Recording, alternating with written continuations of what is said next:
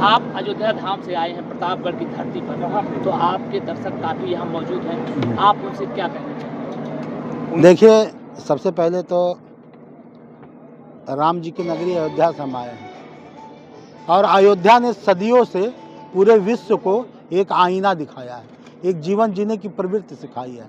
अयोध्या की भूमि स्पर्श मात्र से ही व्यक्ति का जीवन धन्य हो जाता है और माँ सरयू में स्नान करने से व्यक्ति के सारे पाप कट जाते हैं।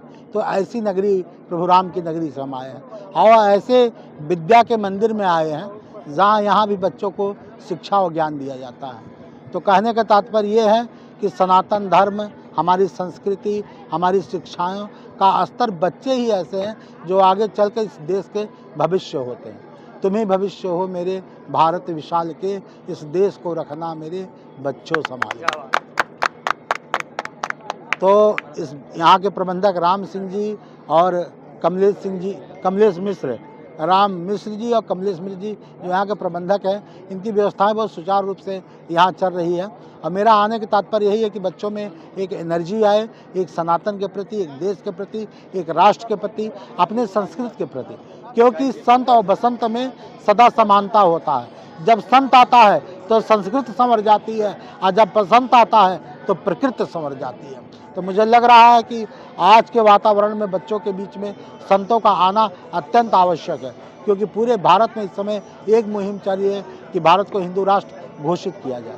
बहुत लोग कहते हैं कि भाई ये तो संविधान का उल्लंघन है। तो संविधान में 125 बार संशोधन हो गया, एक संशोधन और सही। बाबा, भारत हमारा तो सबका सम्मान करता है, लेकिन जो हमारे लोग हिंदू मुस्लिम लड़ते हैं मंदिरों के लिए, मस्जिदों के लिए, इस पर क्या कहेंगे? देखिए, जो धर्म की राजनीति करते हैं, जो रोटियां सेकते हैं, उनकी बात अनर्गल है।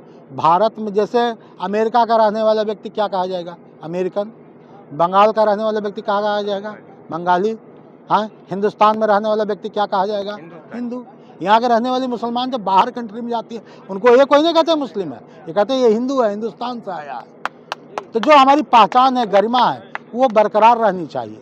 हिंदू राष्ट्र बनने से थोड़ी किसी का कोई व्यक्तित्व तो खत्म हो जाएगा, सब जिस तरह चलता वही चलेगा, लेकिन एक तगमा जो हिंदुस्तान का है वो बरकरार रहेगा।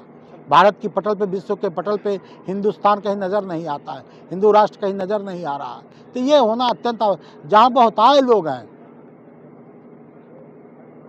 तो वो घोषित होना चाहिए। वो हमारे संविधान में एक संशोधन और होना चाहिए। अगर 125 संशोधन हो गए हैं तो एक संशोधन करने से दिक्कत क्या है? तो बाबा, हमारा धर्म हिंदू धर्म है या धर्म हमारा पहचान है? धर्म हिंदू थोड़े है, हिंदुस्तान में रहने वाला हर व्यक्ति हिंदू है। धर्म सनातन है। हिंदुस्तान में रहने वाले हिंदू को लोग धर्म समझ लिए, हिंदू धर्म नहीं। हिंदू मेरी पहचान है, गर्व से कहो हम हिंदू है, ये सबके लिए है। हिंदुस्तान में रहने वाला हर व्यक्ति को गर्व से कहना चाहिए हम हिंदू है। हिंदू जाति नहीं है, हिंदू धर्म नहीं है, हिंदू पहचान है। हिंदुस्तान में रहने वाला हर व्यक्ति हिंदू है, उसे हिंदू कह के रहना ही पड़ेगा। और मजहब अलग अलग हो सकते हैं, पंथ अलग अलग हो सकते हैं, धर्म अलग अलग हो सकते हैं, लेकिन हिंदुस्तान में रहने वाला प्रत्येक व्यक्ति हिंदू है। और जो इसे ना माने वो पाकिस्तान चला जाए, बांग्लादेश चला जाए। जय श्री राम। महाकुंभ लगा था 144 साल बाद, योगी जी ने कहा था 144 साल बाद लगा है। इस पर आप क्या कहना चाहेंगे? महाकुंभ के बारे में हर कोई जानता है कि इस महाकुंभ में भारत की सारी जनता उमड़ पड़ी थी।